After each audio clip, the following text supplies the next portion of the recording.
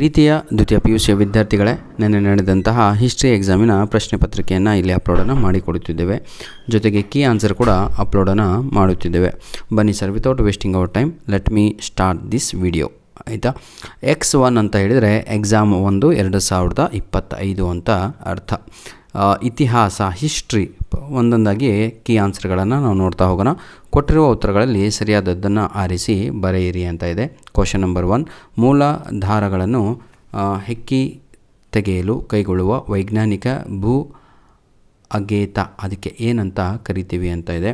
ಭೂ ಉತ್ಖನನ ಅಂತ ಇದೆ ಅಲ್ವಾ, ಆಪ್ಷನ್ ಸಿ ಅದೇ ಸರಿಯಾದ ಉತ್ತರ ಇಲ್ಲಿ ಆಗಿರುತ್ತೆ. ಕ್ವಶನ್ ನಂಬರ್ 2 ನೋಡೋಣ. ಗಂಧರ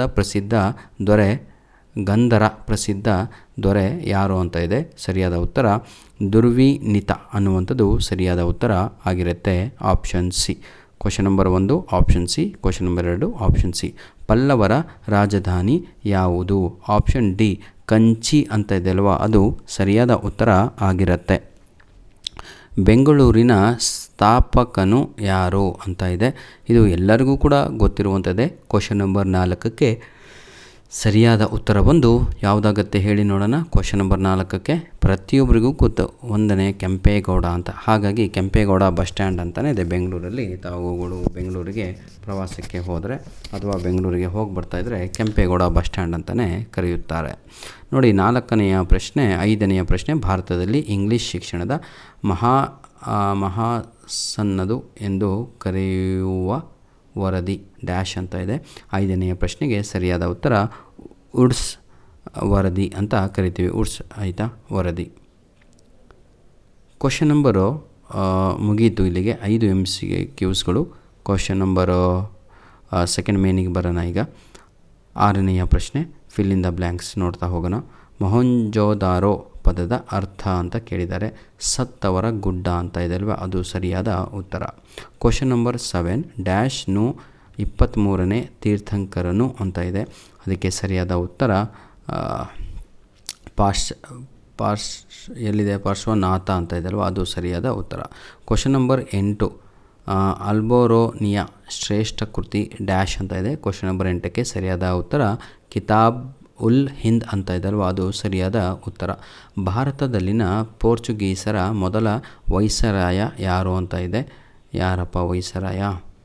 ಫ್ರಾನ್ಸಿಸ್ಕೋ ಡಿ ಆಲ್ಮೆಡಾ ಅನ್ನುವಂಥದ್ದು ಸರಿಯಾದ ಉತ್ತರ. ಕೊನೆಯ ಪ್ರಶ್ನೆ, 10ನೆಯ ಪ್ರಶ್ನೆ. ಸರ್ ಸೈಯದ್ ಅಹಮದ್ ಖಾನ್ರು ಡ್ಯಾಶ್ ಚಳುವಳಿಯನ್ನು ಆರಂಭಿಸಿದರು ಅಂತ ಇದೆ. ಅದಕ್ಕೆ ಸರಿಯಾದ ಉತ್ತರ ಬಂದು ಎಲ್ಲಿದೆ? ಅಲಿಘರ್ ಅಂತ ಇದೆ ಅಲ್ವಾ, ಅದು ಸರಿಯಾದ ಉತ್ತರ. ಈಗ ಮ್ಯಾಚ್ ದ ಫಾಲೋಯಿಂಗ್ ಕಡೆಗೆ ಹೋಗೋಣ. 10 ಅಂಕಗಳು ಮುಗೀತು.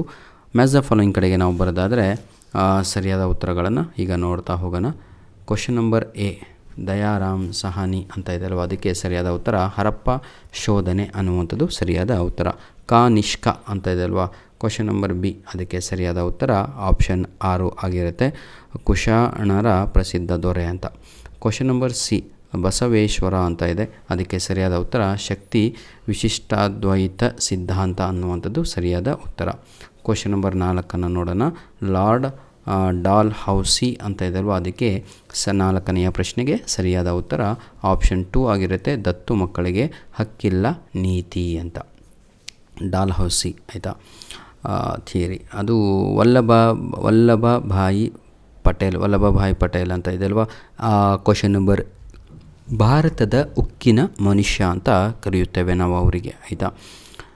ಬನ್ನಿ, ಐರನ್ ಮ್ಯಾನ್ ವಲ್ಲಭಭಾಯಿ ಪಟೇಲ್. ಈ ಕೆಳಗಿನ ಪ್ರಶ್ನೆಗಳಿಗೆ 1 ವಾಕ್ಯಗಳಲ್ಲಿ ಉತ್ತರಿಸಿ ಅಂತ ಇದೆ. ಇಂಡಿಕಾ ಎಂಬ ಗ್ರಂಥವನ್ನು ರಚಿಸಿದವರು ಯಾರು ಅಂತ ಇದೆ. ಇದಕ್ಕೆ ಬಹಳ ಈಸಿ, ಮೆಗಸ್ತಾನಿಸ್ ಅನ್ನುವಂಥದ್ದು ಸರಿಯಾದ ಉತ್ತರ. ಕ್ವಶನ್ ನಂಬರ್ 13 ನೋಡೋಣ. ಗೌತಮಿ ಬಾಲಶ್ರೀಯ ಹೊರಡಿಸಿದ ಶಿಲಾಶಾಸನ ಯಾವುದು ಅಂತ ಇದೆ. ನಾಸಿಕ ಗುಹಾಳ ಅನ್ನುವಂಥದ್ದು ಸರಿಯಾದ ಉತ್ತರ ಆಗಿರುತ್ತೆ. ಕ್ವಶನ್ ನಂಬರ್ 14, ಕದಂಬ ಮನೆತನದ ಸ್ಥಾಪಕ ಯಾರು ಅಂತ ಇದೆ. ಮೌರ್ಯ ವರ್ಮನ ಅಂತ ಆನ್ಸರು. 15ನೆಯ ಪ್ರಶ್ನೆ, ಶಿವಪ್ಪ ನಾಯಕನ ಶಿಸ್ತು ಎಂದರೇನು ಅಂತ ಇದೆ. ಆಡಳಿತದ ಪದ್ಧತಿ ಅನ್ನುವಂಥದ್ದು ಸರಿಯಾದ ಉತ್ತರ. ಕ್ವಶನ್ ನಂಬರ್ 16, ವೇದಗಳಿಗೆ ಹಿಂದಿರುಗಿ ಎಂದು ಕರೆ ನೀಡಿದವರು ಯಾರು ಅಂತ ಇದೆ. ದಯಾನಂದ ಸರಸ್ವತಿ ಅನ್ನುವಂಥದ್ದು ಸರಿಯಾದ ಉತ್ತರ ಆಗಿರುತ್ತೆ. ನೋಡಿ ವಿದ್ಯಾರ್ಥಿಗಳೇ, ನಾವು ನಿಮಗೆ ಹೇಳಿದ ಹಾಗೆ ಪ್ರತಿಯೊಂದು ಮಾಡೆಲ್ ಕ್ವಶನ್ ಪೇಪರಿಂದ 1, 2, 3 ಅಲ್ಲಿಂದ ಪ್ರಶ್ನೆಗಳು ಬರುತ್ತಿರುವಂಥದ್ದು ಎಲ್ಲ ಎಕ್ಸಾಮ್ಗಳಲ್ಲಿಯೂ. ಮುಂದೆ ಕೂಡ ಅಷ್ಟೇ ನಿಮ್ಮ ಎಲ್ಲ ಪರೀಕ್ಷೆಗಳನ್ನು ತಾವುಗಳು ಮೊದಲು ಮಾಡೆಲ್ ಕ್ವಶನ್ ಪೇಪರ್ 1, 2, 3 ರೆಡಿಯಾಗಿ, ನಂತರದಲ್ಲಿ ಪಾಸಿಂಗ್ ಪ್ಯಾಕೇಜು, ನಂತರದಲ್ಲಿ ಪ್ರಿಪೇಟರಿ ಎಕ್ಸಾಮ್ ಕ್ವಶನ್ ಪೇಪರ್ಸ್ಗಳನ್ನು ಕೈಗೊಂಡ್ರೆ ನೀವು 80ಕ್ಕೆ 80 ಅಂಕಗಳನ್ನು ಈಸಿಯಾಗಿ ತೆಗೆದುಕೊಳ್ಳಬಹುದು ಅಂತ ಹೇಳ್ತಾ ವಿಡಿಯೋವನ್ನು ಇಲ್ಲಿಗೆ ಮುಗಿಸ್ತಾ ಇದ್ದೇವೆ. ಇದು ಇದೇ ವರ್ಷದ 2025ರ ಆ್ಯನ್ಯುವಲ್ ಎಕ್ಸಾಮ್ ಅಂತ ಹೇಳಿದರೆ ವಾರ್ಷಿಕ ಪರೀಕ್ಷೆಯ ಪ್ರಶ್ನೆ ಪತ್ರಿಕೆ ಆಗಿರುತ್ತೆ. ಧನ್ಯವಾದಗಳು. ನಿಮ್ಮ ಪ್ರೀತಿ ಸಹಕಾರ ಹೀಗೆ ನಮ್ಮ ಜೊತೆ ಮುಂದೆ ಬರೆಯಲಿ. God bless you all the best ಪ್ರೀತಿಯ ವಿದ್ಯಾರ್ಥಿಗಳೇ.